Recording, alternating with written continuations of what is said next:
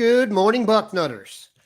It is Thursday, August 4th, 2022. I am Dan Rubin. This is the Bucknuts Morning 5 and change.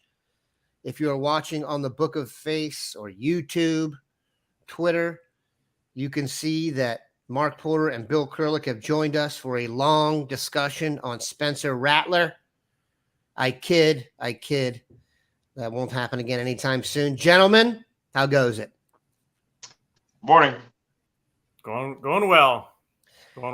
As you can see, Bill is on assignment in Colorado, as you can see by the winter scene in the background. Just kidding. He is in Florida doing the deed. But we are going to talk today about recruiting. It has not been the best week, gentlemen. There's been much angst on the boards. We are going to actually start today with something I feel is tremendously positive, that's a little bit buried if possible, and that is the addition over the weekend of quarterback Brock Glenn. We've gotten to the point here, and I was talking to the guys about this before the show, we've gotten to the point where we now take adding five-star quarterbacks or just future pro quarterbacks like it's nothing. We're more worried about tight ends and safeties and stuff like that. God forbid we would have the most talented and stacked quarterback room in the history of college football, but I digress. Obviously, that's not making the impact. Mark, we're going to start with you today. You did a review of Brock Glenn. It is up on the site now. And you even texted me somewhere through, like, how do they keep doing this? It was the first time you'd seen Brock Glenn.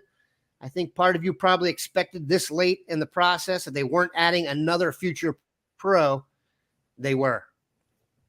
Yeah, it's unbelievably how deep this quarterback class is. And you nailed it on the head. When you start getting down in your rankings, you start thinking, well, these guys might not be as good.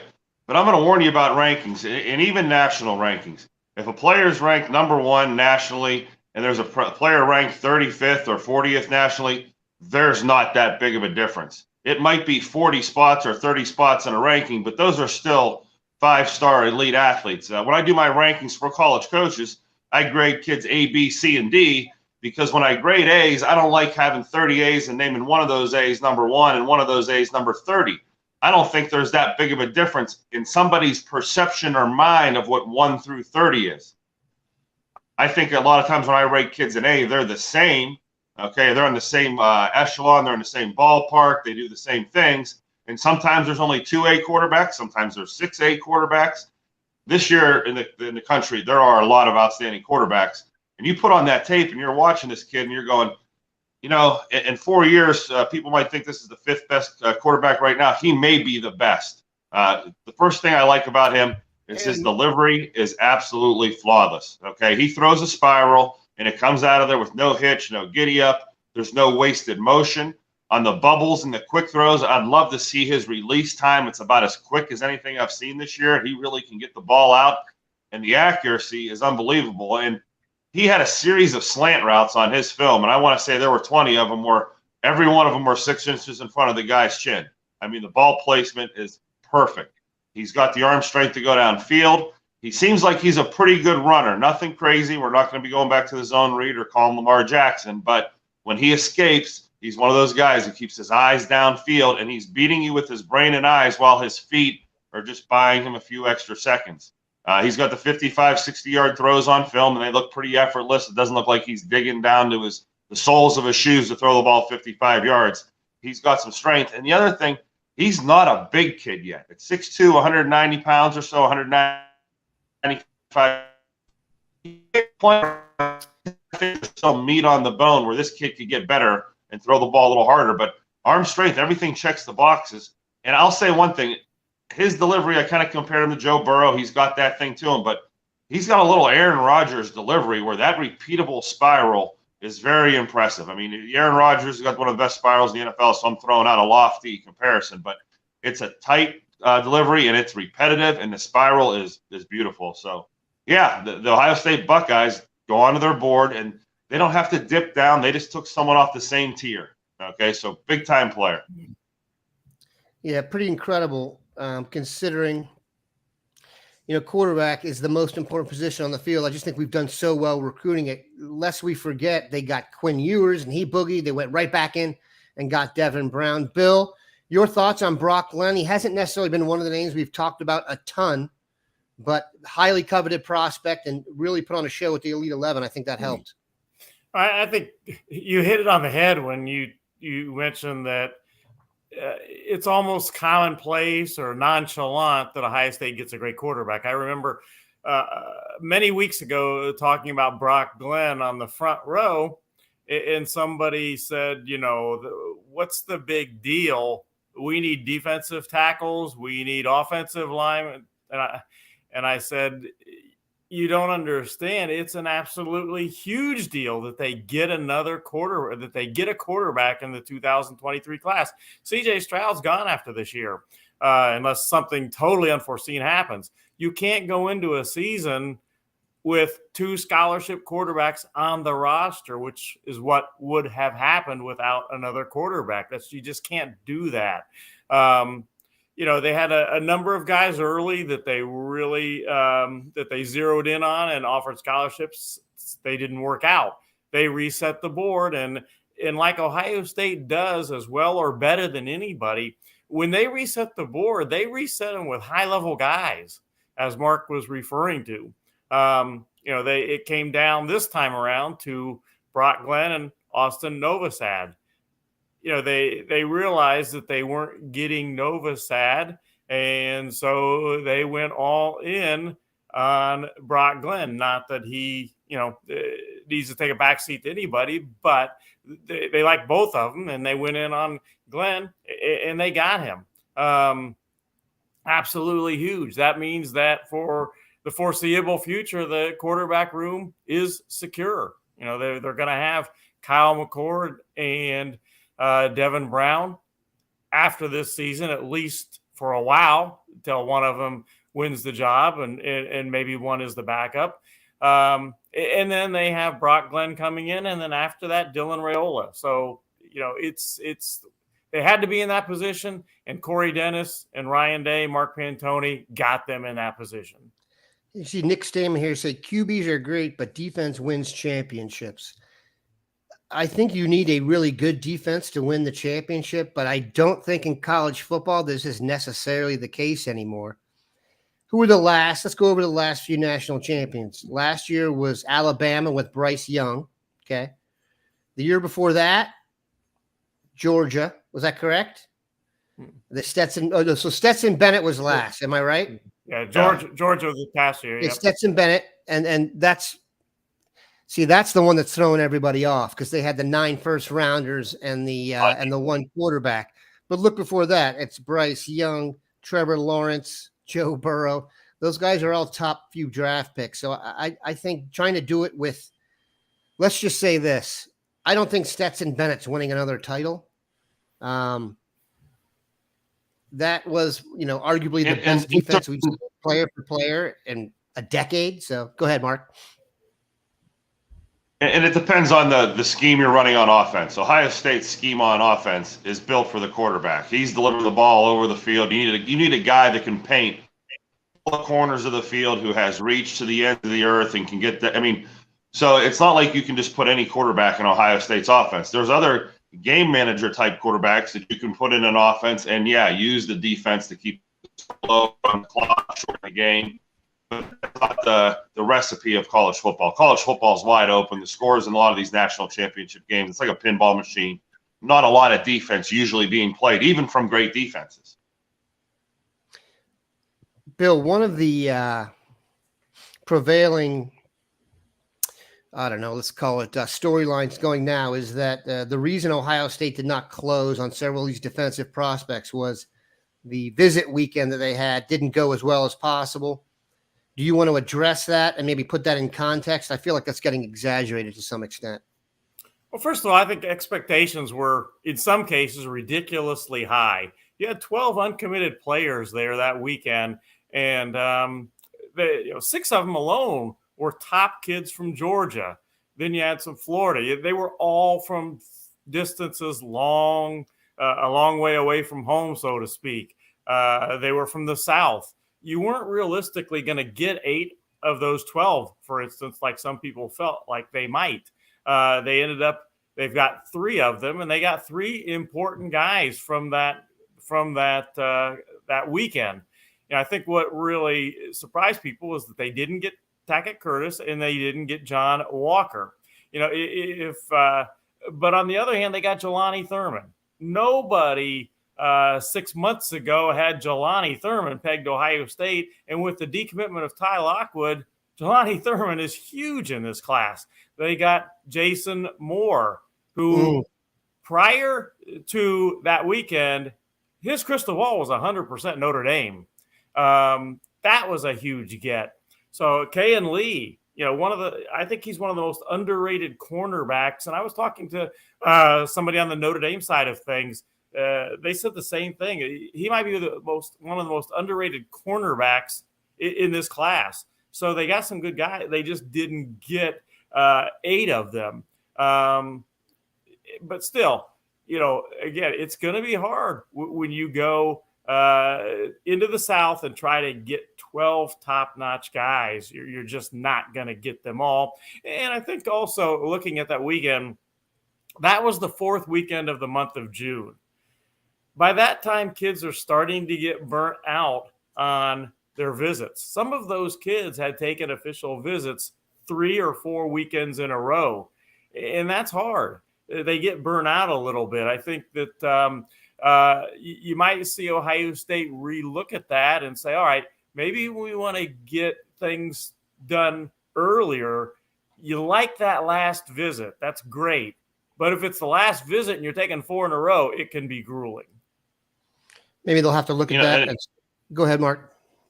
I'm picturing some of these families driving up for these final visits, and I think a lot of these final visits, I bet you the conversation on the car ride is there.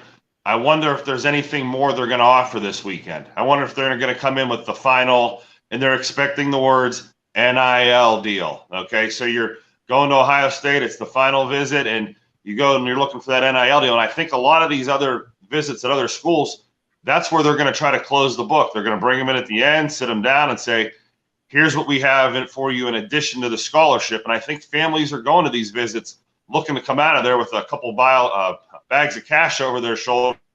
The big bag. Headed straight to the bank. Yeah, big bags. And I think that's the new game. And I think we're seeing it already. And not that this weekend is an indicator of that, but these final visits are going to be like, here's the final offer. Okay. And in other schools that are playing in the NIL thing, and we're watching it trickle in this year, and prospects are getting picked up left and right. I think prospects may walk away either not liking Ohio State's approach to NIL, thinking, hey, we thought we were about to get an offer on this weekend. The offer wasn't there, and their pitch was play for us. And, if you don't get injured in 3 years, there'll be a lot of money here for you. So I don't know if these kids are looking for, hey, we're going to give you $1 million in case you get injured and take care of you, and just come and play for us, and it's all going to be roses and that type of stuff. I'm just picturing these final weekends going off in this new environment, and I think those discussions are real. And some people, as we have seen, are at the ledge, and some people are over the ledge right now. But I will airborne. Yeah. I will go back to last recruiting cycle when it was the same way with Ohio State defensive line recruiting. Ohio State, they didn't have much in the group at one point, and people were wondering, Ohio State's not getting anybody. Well, they ended up with Hero Canoe, outstanding defensive tackle, who I've been told, by the way, he's the real deal. He's going to be a great player for Ohio State. They end up with Omari Abor, one of the best in Texas, Caden Curry, who was just tremendous last year in Texas at the All-American Bowl, and Kenyatta Jackson. The sky was falling for defensive line, and lo and behold, when things settled down and when things finished up, that's a really good group. No question. All right, we're going to take a quick break for those on the pod and be back in about 10 seconds. And we are back. All right, Bill.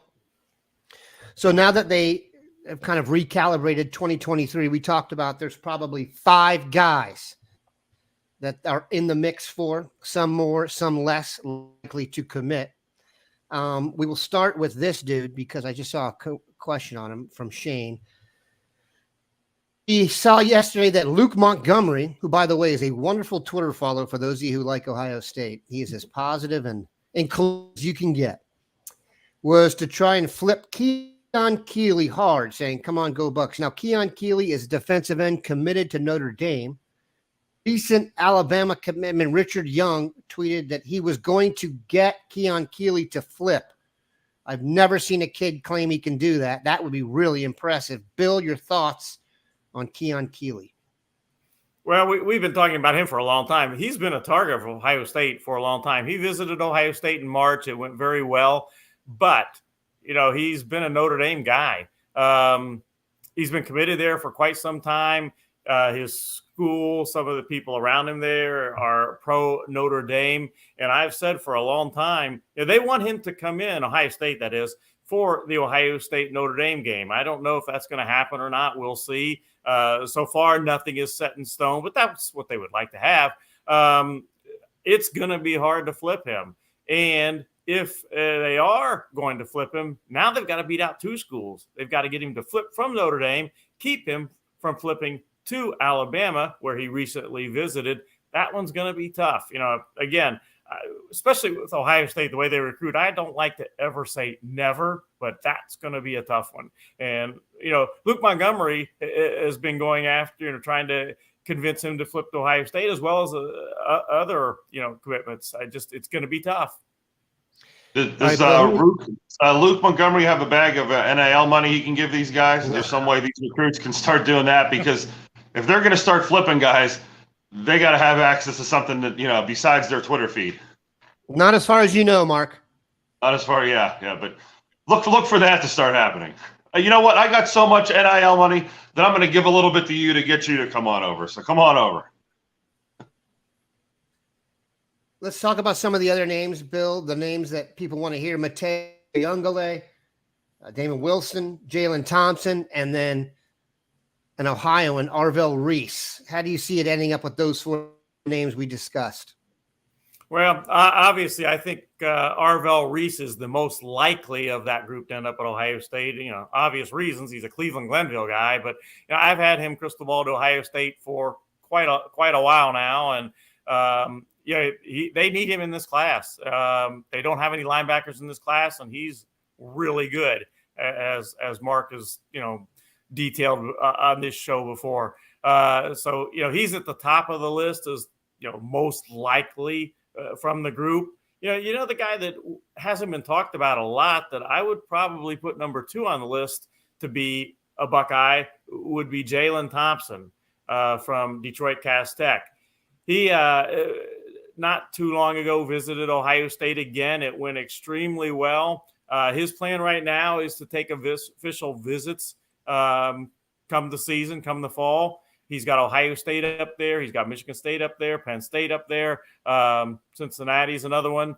I think in the end, it'll probably come down to Ohio State and Michigan State for him. At one point, it was looking pretty good for Penn State, but I think they're fading a little bit now with Jalen Thompson. Not out of it, but maybe fading a little bit. And I think he'll probably end up at Ohio State or Michigan State. So he would be kind of my number 2. The dark horse, so to speak, might be Damon Wilson. Damon Wilson has talked about making an official visit. He said he wants to do that. They've talked about the possibility of him making that official visit for the Notre Dame game. That Notre Dame weekend, that to me is going to be a momentum regaining weekend for Ohio State. Not to say that at the end of the weekend they're going to get 5 new commitments, but it's going to regain the momentum for Ohio State, in my opinion. I cannot wait. I think anybody can wait for that. All right. We've talked about running back in the class. It looks like they're only going to take one, possibly Mark Fletcher. They're going to take Mark Fletcher. The question is, will they take another one? I think everyone was holding out for Justice Haynes. Shocker. He went to Alabama. Let's move on to 24. Grant Nykel always asks good questions. I always ask if he's related to Mandy Nykel, who was the best-looking girl in my high school senior class, but I digress. Are we going to land 2 class of 24 running backs? It looks like we are well positioned for both Stacey Gage and Jordan Marshall. Jordan Marshall is an Ohioan. Mark, let everyone know about Jordan Marshall, and then Bill, you can kind of let everyone know a little bit about Stacey Gage and what you think is going to happen. Yeah, Jordan Marshall down at Cincinnati Moeller. one of the most loaded teams in Ohio right now. They probably have about 20 or 25 college prospects on that team. I got to say, 15 of them already have full scholarship offered. So I'm just pointing out that Jordan Marshall is going to be on a great team this year, and you're going to hear a lot about him. He is an explosive, bigger back. He's got a little more size than you would think, especially coming out of his sophomore year. At the Ohio State camp, the Ohio State coaches followed him around the drills to get a good eye on him. He is definitely going to be one of the guys they want to bring home in this class because of his versatility. He fits that spread mold backfield where he can go back there and he can do receiving out of the backfield. He can run between the tackles. He has the explosion and power. He's a great all-around back, and we've only seen what he looks like as a sophomore. So if people don't know about Jordan Marshall this season, you can expect a deep run in the playoffs. You can expect a lot of hype, a lot of press at his games, and he's going to be what's called the show. Okay, so big-time player there. Go ahead. Yeah, Bill, not super common, actually, to see them offer an in-state running back this early. Your thoughts, Bill, and also maybe a little bit about Stacey Gage. Yeah, I've been doing a series on position by position who Ohio State could land in the 2024 class and counting down who they're most likely to land. And when I did the running backs, those were my top two guys. I had the most likely guy right now at running back to be a Buckeye is Jordan Marshall, and I had Stacey Gage number 2.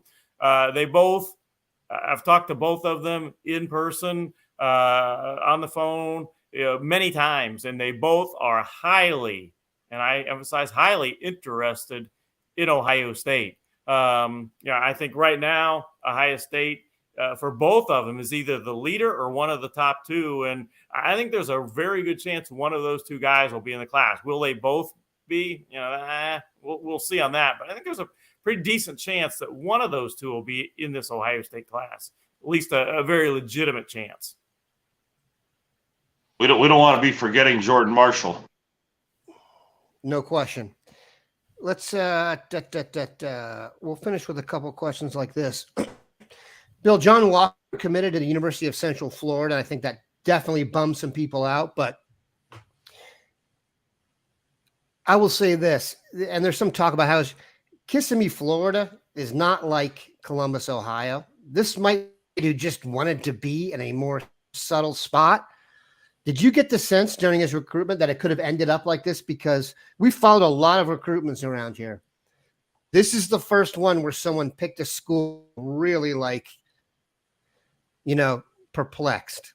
Is it just the hometown vibe, or is it the hometown vibe combined with one huge donor at Central Florida that wanted to see a local stay around? Funny you should mention Kissimmee, because I am sitting in the heart of Kissimmee, Florida right now. And I got to know you're John. Coming back to Ohio, Bill. You're not staying there, so what's the problem? No, I'll be back very soon, actually. But a couple of years ago, I was down here and I met with John Walker and did a story and all that, a video interview, and got to know him pretty well. A number of months ago, I brought up on our board that John Walker, that UCF was a little bit of a dark horse, as I put it, to land John Walker because he's a home body.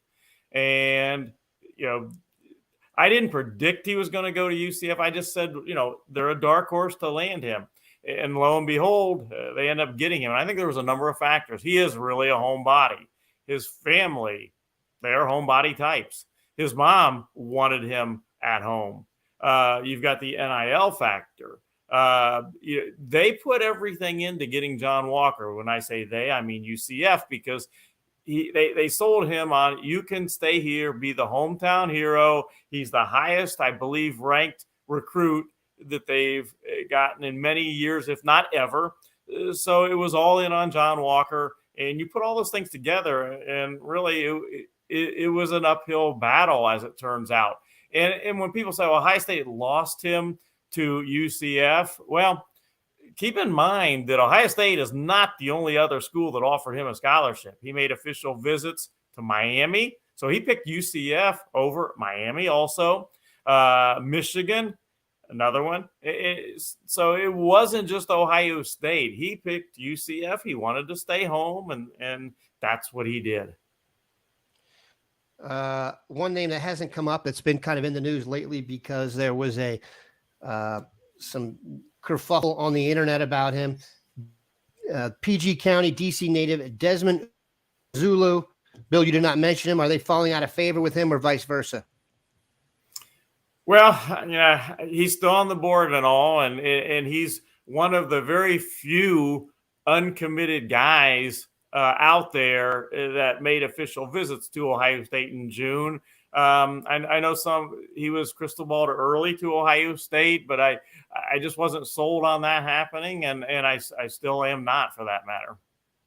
I think, to be honest, I think right now Jalen Thompson, and they play kind of the same position, or would play kind of the same position at Ohio State, the jack position in Jim Knowles' defense.